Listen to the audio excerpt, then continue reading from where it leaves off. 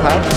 At ito yung nasa likod natin ng malaking stadium na may kapasidad na kayang i-accommodate ang 20,000 katao.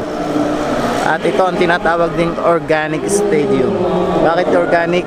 Kasi yan, ang stadium na yan ay ginawa mula sa organic materials na galing sa lahar sa Mount Pinatubo.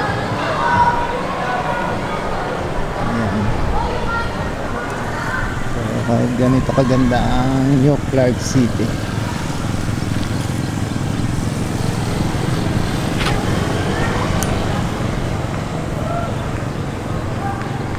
So, organic stadium na mula sa lahat ang mga ginamit na materyales, kaya organic stadium. Yung mga semento, mga buhangin, yan, mula sa lahat ng mountain. Dito tayo ngayon sa Capas, Tarlac. So ito yung tinatawag na New Clark City.